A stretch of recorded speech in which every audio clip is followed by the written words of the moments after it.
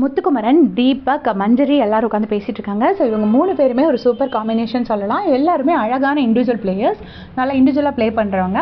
So அப்போ முத்துக்குமரன் வந்து RJ Anandhi பற்றி பேசிகிட்டு இருக்காரு. அவர் என்ன சொல்கிறாருன்னா, என்னென்னா இவங்க 100 சிட்டப்ஸ் கொடுப்பாங்களாம், அதை வந்து நம்ம வேணான்னு சொல்லணுமா. கஷ்டம்னு தெரிஞ்சு இவங்க கொடுக்குறாங்க, அதை நம்ம வேணான்னு சொல்லலைன்னா அது மேல் ஈகோ தடுக்குதுன்னு சொல்கிறாங்க.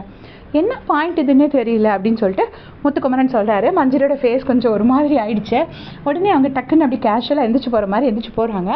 போகிறப்ப என்ன பாயிண்ட் சொல்கிறாங்கன்னா, இல்லை முத்து, நான் அதை எப்படி பார்க்குறேன்னா, நாங்கள் கொடுக்குறோம், உங்களால் முடியாதுன்னா முடியாதுன்னு சொல்ல வேண்டியதானே, அப்படி தான் சொல்கிறேன் அப்படின்னு சொல்லிட்டு, நாங்கள் முடியும்னு நினச்சி தான் கொடுக்குறோம், முடியாதுன்னா முடியாதுன்னு சொல்ல வேண்டியதானே அப்படின்னு சொல்லிட்டு மஞ்சரி சொல்கிறாங்க. முட்டுக்கிட்ட பேசி ஜெயிக்க முடியுமா? உடனே ஒரு பாயிண்ட்டை போட்டார் பாருங்க. அப்படின்னா 100 சிட்டப்ஸ் உட்கார யாரா செய்யறது கஷ்டமானு கேட்கும்போது எல்லாரும் தானே கை தூக்குனீங்க அப்படின்னு கேட்குறாரு. டக்குன்னு மஞ்சரி அப்படியே ஆல் அவுட்டு, நேராக பவித்ராவுக்கு போயிட்டு தலை சீவ ஆரம்பிச்சிட்டாங்க. உடனே தீபக் வந்துட்டு அதில் நியாயமாக ஒரு சப்போர்ட் பண்ணுறாரு முத்துக்கு. அதாவது நீங்கள் என்ன சொல்கிறீங்கன்னா, அந்த டைமில் சும்மா இருந்துக்கிட்டு பக்கத்தில் சும்மா தான் நிற்கிறீங்க, அப்போவே செய்ய வேணாம் செய்ய வைக்காதுன்னு சொல்ல வேண்டியதானே.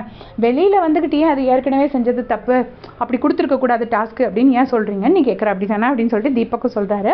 நான் எப்போயுமே பார்த்துருக்கேன், தீபக், மஞ்சரி, முத்து எல்லாமே கொஞ்சம் நியாயமாக பேசுவாங்க.